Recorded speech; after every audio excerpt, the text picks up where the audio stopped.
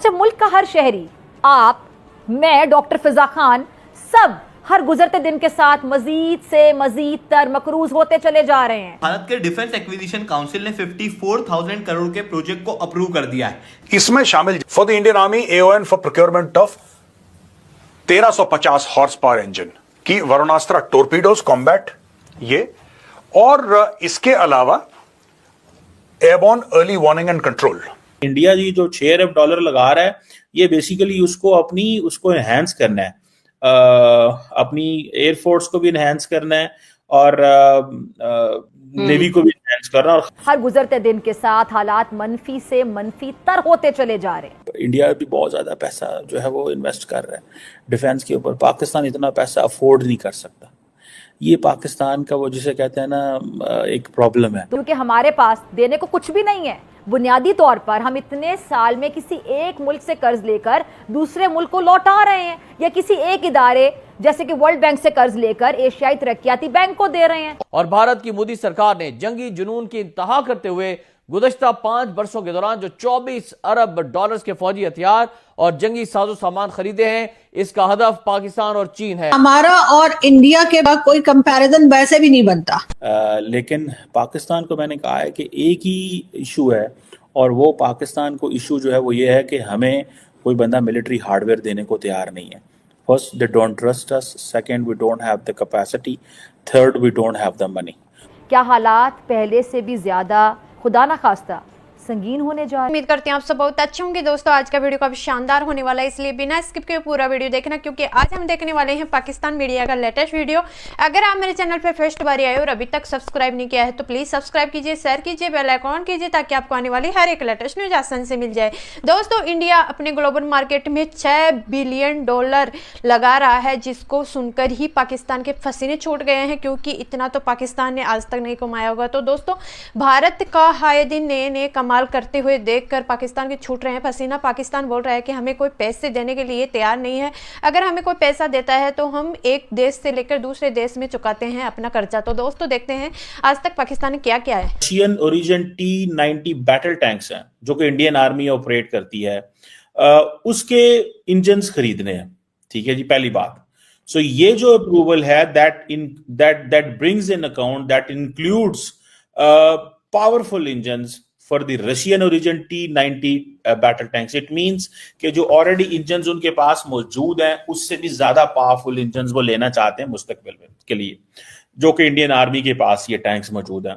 Then additionally इसका आपको बताता चलूं कि जो एंटी सबमरीन टॉर्पीडोज हैं इंडियन नेवी के लिए, वो भी लेने हैं। इसी तरह airborne early warning and control aircraft system है इंडियन एयरफोर्स के लिए। सो आर्मी, एयरफोर्स एंड नेवी तीनों के लिए ये जो इक्विपमेंट है इससे खरीदा जाएगा। और ये भी है कि अब क्योंकि इंडिया के अंदर थोड़ा सा मुश्किल है डिफेंस प्रोक्योर करना, इंडिया पिछले कुछ अरसे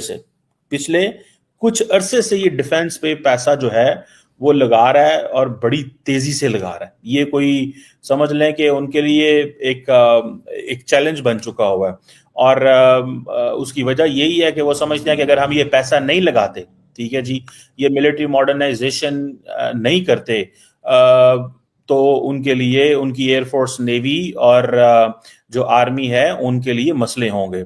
और राजनाथ सिंह साहब जो भारत के डिफेंस मिनिस्टर हैं, वो बेसिकली ये जो डिफेंस एक्विजिशन काउंसिल है इसको हेड भी करते हैं, और ताकि वो समझते हैं कि जो इंडियन आर्मी के वो जिसे कहते हैं ना वो जिसे कहते हैं ना जिस शॉर्टेज है उसको एड्रेस किया जा सके। ब्रह्मोस के हवाले से बात हुई कि कुछ ऐसे इंडियन एयरफोर्स के स्क्वाड्रन्स हैं जिनको ब्रह्मोस सुपरसोनिक क्रूज मिसाइल भी चाहिए, और आपको पता है ये जो ब्रह्मोस मिसाइल है ये रशिया और इंडिया ने जॉइंटली मैन्युफैक्चर किया हुआ है। और ये समझ लें कि ये बेसिकली एक नॉन न्यूक्लियर लेकिन प्राइमरी एक कन्वेंशनल प्रिसीजन स्ट्राइक वेपन है भारत के पास इंडिया की आर्म फोर्सेस के साथ। और मैं आपको मजे की बात बताऊं कि ये भी जिसे कहते हैं ना इंडिया इस वक्त बेच रहा है। ठीक है जी। और एक बात ये भी बताता चलूं, इनके कोई बड़ी तादाद में इनके कॉन्ट्रैक्ट्स भी मौजूद हैं जो इंडिया और मुल्कों को बेचेगा। फॉर एग्जांपल फिलिपाइन को, इंडोनेशिया के हवाले से बात रिसेंटली की गई थी कि शायद इंडिया का कोई बैंक है जो इस हवाले से पैसा देगा ताकि वो इंडोनेशियन जो है वो बाय कर सकें।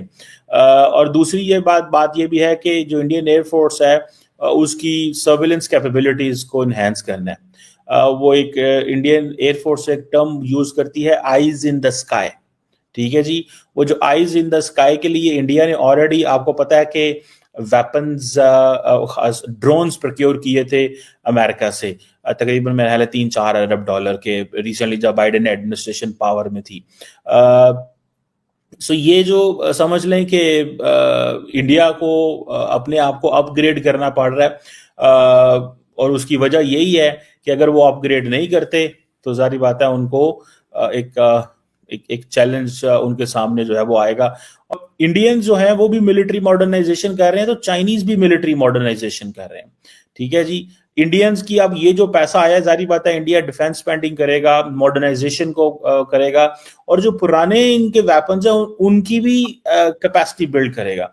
अब देखें, अगर टैंक्स की बात हो रही है तो क्या ये टैंक्स कहाँ चलेंगे? क्या ये टैंक्स माउंटेन्स में चलेंगे? एक सवाल है ना। फॉर एग्जाम्पल, अगर मैं जस्ट आपको एक मिसाल देता हूं जी, Russian origin T-90 battle tanks जो हैं, जो कि इंडियन आर्मी ऑपरेट करती है, ये कहां चलेंगे? जारी बात है अगेंस्ट पाकिस्तान चलेंगे। ये कोई उन्होंने LAC line of actual control पे तो थोड़ी चलाने, पहाड़ों पे थोड़ी चलाने हैं, उधर तो कुछ जंग ही डिफरेंट किस्म की होनी है। सो आप इसी से अंदाजा लगा लें कि इंडिया अपनी जो अपने टैंक्स को सपोर्ट करने के लिए इतने अरबों मिलियंस ऑफ डॉलर्स लगाएगा। और ये इसीलिए अपने नेवल एसेट्स हो, एयर डिफेंस हो, लैंड बेस्ड कैपेबिलिटीज हो, इंडिया अपने उस पर काम कर रहा है, और इवन की न्यूक्लियर डिटरेंस के ऊपर भी।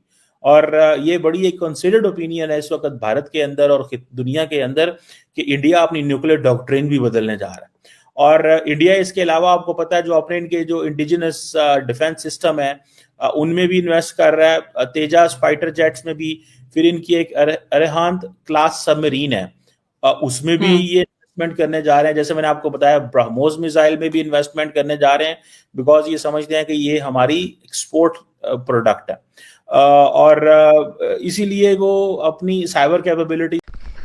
सो गाइस, आपको मेरा ये रिएक्शन वीडियो कैसा लगा? अगर अच्छा लगा है तो प्लीज़ सब्सक्राइब कीजिए, शेयर कीजिए, बेल आइकन कीजिए, ताकि आपको आने वाली हर एक लेटेस्ट न्यूज़ आसानी से मिल जाए। उम्मीद करते हैं आप लोगों को मेरा ये वीडियो पसंद आया होगा। पसंद आया तो ज़्यादा से ज़्यादा शेयर करना।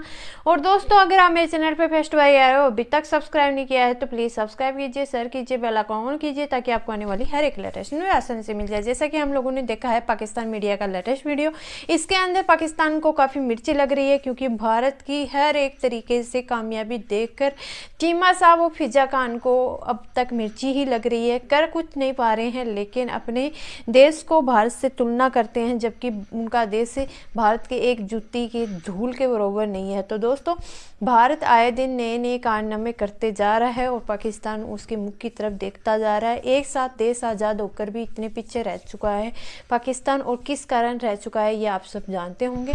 और दोस्तों, अगर आपको मेरा ये वीडियो किसी भी एंगल से अच्छा लगा है तो ज़्यादा से ज़्यादा शेयर करो, और इस वीडियो में अगर आपको कोई भी चीज़ अच्छी लगी है तो कमेंट बॉक्स में बताना। अगर आप मेरे चैनल पे फर्स्ट बार आए हो तो प्लीज़ जय श्री राम लिख के कमेंट बॉक्स